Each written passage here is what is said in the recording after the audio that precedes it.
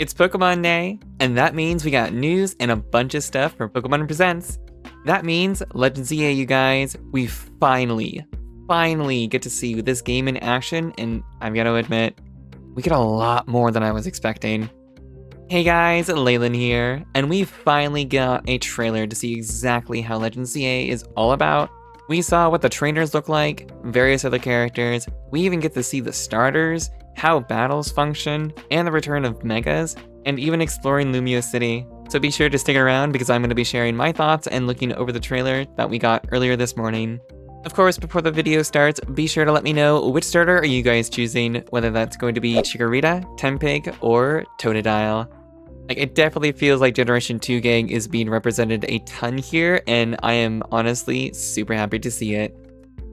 So to start things out in the trailer here, one of the big things that many of us are concerned about, myself included, is how big is this game going to be, and how exactly are we going to be catching Pokemon? It's unfortunately not like Legends Arceus where we have the entire map that we travel to is essentially like the wild areas in Generation 8. It is explained later in the trailer that we'll have special sections within the city that we can enter to both interact with, battle, and catch wild Pokemon. It's their way of integrating both human and Pokemon within the city. While this is cool, I still kind of wonder if it's still going to be large enough areas to explore. And while there is kind of a vague map of the city on the Pokemon website, I don't think this really gives us enough details about everything just yet. So we do get to see the starters right off the bat, and it's of course Chikorita, Tempig, and Totodile. To be honest, I wasn't really expecting them to have two of the same generation Pokemon this time around. Of course, for me personally, I do love Totodile, and it might very well be my pick when I go and play the game later this year.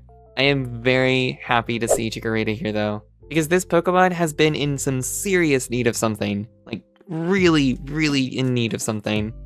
It was definitely one star that I was hoping to see because now it has the potential of getting either a Mega Evolution or a regional variant. And, you know, of course, Tempig is there too. Look, I might not be a huge fan of the Fire Pig, but no doubt I know that there are fans out there that are really excited. So cheers to all the Tempig fans out there. Before I do move on, let me know who are you going to be choosing as your starter for Legends ZA. Not only that, but what are you hoping that they're going to be getting in this game too? Whether that's going to be a cool new Mega Form, because, you know, those are back, or are you hoping to see a new regional variant? Because, well, honestly, we already have Hisuian Typhlosion, and now it's honestly anyone's guess whether Chikorita and Totodile are going to be getting ones as well. Either way, though, I am kind of hoping to see Chikorita become a Grass Fairy type. I'll explain later why. Because first, we get to see other characters within the story, and one of them is going to be our ally throughout the story. And those two are Urbane and Tawny. Just like Arceus, they're going to be the opposite gender of her trainer. During our time in Lumiose City, we're going to be staying at a hotel that is ran by none other than AZ. And we do learn that Urbane and Tawny both help out with AZ at the hotel. And I have got to say, I am honestly really happy to see AZ in this game. Like, bro, he is so tall. And just honestly seeing him in this game, it makes me feel that Legends ZA is going to be taking place in the future, because his beloved Floetta is here as well. But if not, if by chance that's not it, this might be some type of alternate universe perhaps, but honestly, I'm just thinking it's going to be in the future. We then see in the trailer, and honestly, I'm probably going to butcher this name, I believe it's called Quasartico Inc., and this is essentially where Team Quasar's CEO, Jet, and their secretary, Vinny, is introduced. Jet is running, I believe that's her name. Jet is running the urban redevelopment plans in the hopes to make the city a better place that belongs to both people and Pokemon. Gotta say though, I really do like Vinny's hair bun because he has both a Pancham and a Baneri accessory, and it's so cute. So they do quickly move on to the Wild Zones, which is the sections of the city where wild Pokemon live within the city. And this is part of Jet's plan, bringing together both wild Pokemon and people. They're gated off throughout the city with numbers, so I am curious to see exactly how many of these are going to be within the game, whether it's by sections of the city that we'll unlock later in the game, or if the entire city itself is open to us from the get-go to explore. I'm kind of assuming that we have to progress through the story to actually explore more of the city and all that stuff, so I'm not expecting us to be able to just explore the entirety. even though that would be pretty cool. Anyways, whenever we do enter the wild zone, our minimap at the top left corner of the screen is going to highlight the section that we can explore. So the first wild zone that the player enters is right along the city's wall, and we can see ourselves a fletchling and a bunnelby. And honestly, it is kind of great to see that we can still catch Pokemon without battling, so it is definitely keeping the same formula from Arceus. And we do see next how battles actually work in this game, and this is honestly one of the most interesting aspects shown in the trailer for me personally, as we're actually able to see so much and get a better feel of how the games play. Also to note, Chikorita knows Disarming Voice here, a move that it's unable to learn in previous games. So this is partially why many believe whether they get Mega Evolutions or regional variants, the dual typing for Chikorita is most likely going to be Part Fairy. And right after that, we see how trainer battles are going to go. And again, this is probably the most interesting thing to me, because we're not only able to see that our trainers can still move during battles, but now our Pokemon are actually going to be moving around as well. And I've got to be honest, I'm really excited over this one little aspect of the game, because it's going to make battling feel much more alive than just stationary. And this is honestly really cool in my opinion, and I don't know about you guys, but honestly, I'm really loving what I'm seeing right now. So, moving on, after seeing some of the battles, we do see the return of Mega Evolutions. And it does look like all Megas very well might be returning, because while we don't see them all shown during the trailer here, on the official website, both Altaria and Sableye are shown to be back, which those originally came from ORAS, Generation 3 remakes.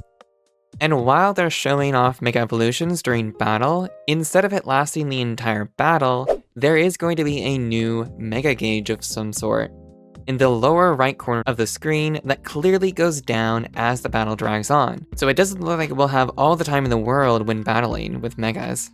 And it's so cool to see all the Pokemon returning and getting their Mega Evolutions again. And I'm really excited to see if we get any new Mega Pokemon for this game. And maybe sometime as we get closer to the release date, we're gonna be seeing some more. Which of course, they did say that the game is going to be coming late 2025. So the trailer was a bit short during this present, so here's some extra bits near the end of the trailer that I feel are extremely important. Now I was seeing a few people pointing this out, but we do see what looks like Lurker's room that we have seen in the original X and Y. So surely we're going to be doing some investigations for him at some point in the game, and I honestly cannot wait to see him. A Zygarde cell is also shown on top of a building, so no doubt we're going to be collecting them because Zygarde of course is going to be playing a major role in ZA's story. And that's pretty much it. Honestly, yeah, the trailer was pretty short, but the amount of info that we were given honestly was quite a lot. And I still think that the biggest concern that I personally have is just how big is Lumiose City going to be in this game. Like, don't get me wrong, it looks fairly big, but I just hope that we get enough to explore. And to be honest, I hope we get to explore the entire city, and that it's not certain sections are just there for show. That also makes me wonder if we're actually going to be getting an underground section to explore, or perhaps even just a sewer area. That way we can find even more wild Pokemon. So yeah, let me know your thoughts down below. How are you feeling about this game now that we finally get to see what it looks like?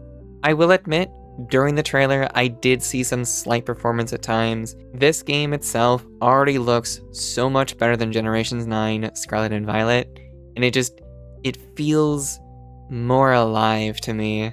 But let me know, I am curious to hear how everyone's feeling about it. The game is planned to release later this year. I'm assuming probably sometime either in October or November.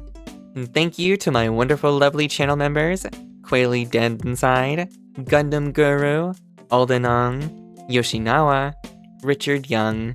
Thank you guys so very much. If you want to help support the channel, you can start as little as $1.99 a month, and you get access to a bunch of cool stuff. Be sure to hit that like button if you enjoyed the video, and I will be sure to see you guys in the next video, and especially if we get more info on Legends ZA here soon. Alright, later you guys!